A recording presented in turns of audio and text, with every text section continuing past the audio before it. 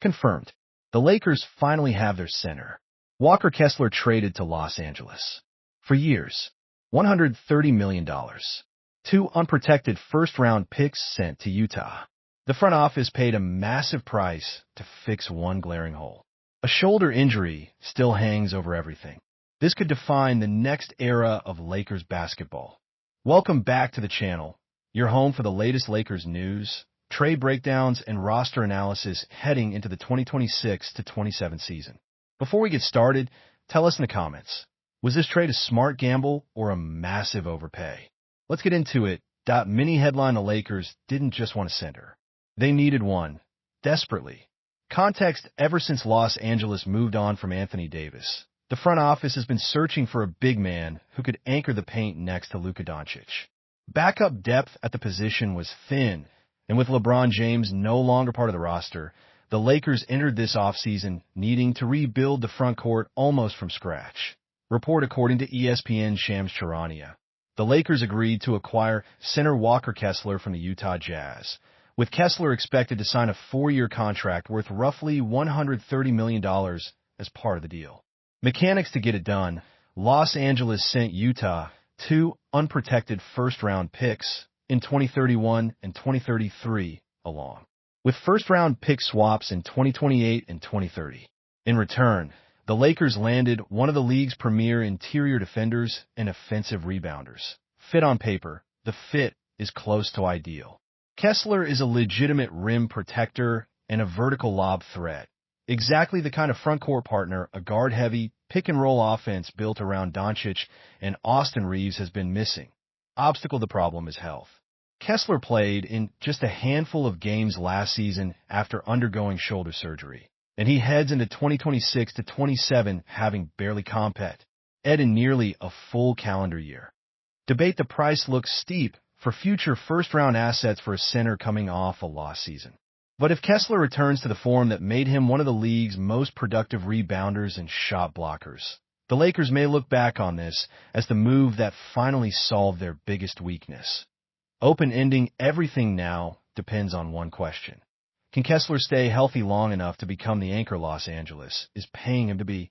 Transition: that's not the only major decision shaping this roster. Mini headline: the Jazz didn't lose this negotiation. They planned for it. Context: Kessler entered last season without a contract extension, and his camp was reportedly frustrated by the lack of progress on a new deal. Report: meanwhile, Utah had already committed significant money to its frontcourt, adding Jaren Jackson Jr. and re-signing Jusuf Nurkic, which crowded the position Kessler occupied.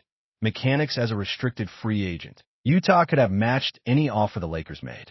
Instead, the Jazz chose to take back 4 future first-round assets rather than pay a rebuilding timeline price for a center who had just missed most of a season. Fit/why it works for both sides for a team like Utah that's still building toward contention. Trading an injury-uncertain center for a stockpile of future first-round capital is a defensible, long-term bet. Obstacle: the counterargument: Kessler was, before the injury, averaging a double-double with elite shot-blocking numbers. Arguably too good a player to give up so early in his prime. Debate: some analysts have already questioned whether Utah moved too fast.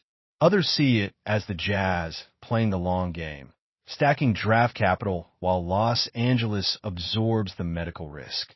Open-ending: whether this trade favors the Lakers or the Jazz may not be clear for years, once those 2031 and 2033 picks actually land. Transition: there's also a bigger storyline connecting all of this together.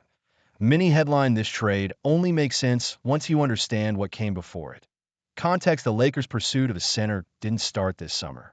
It started the moment they traded Anthony Davis for Luka Doncic, a deal that gave them a franchise cornerstone but left a massive void at center.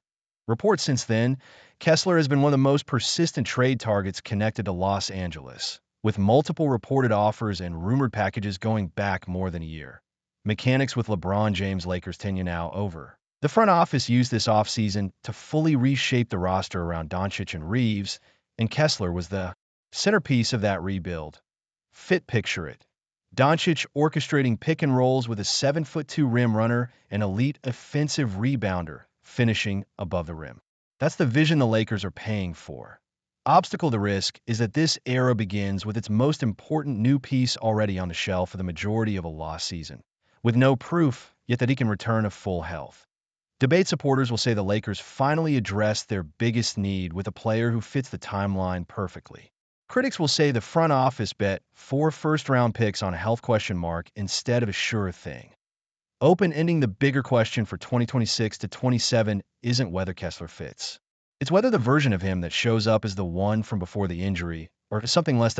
So, is Walker Kessler the piece that finally makes this new-look Lakers roster a real contender? Or did the front office pay far too much for an injury risk? Pick a side and tell us why in the comments.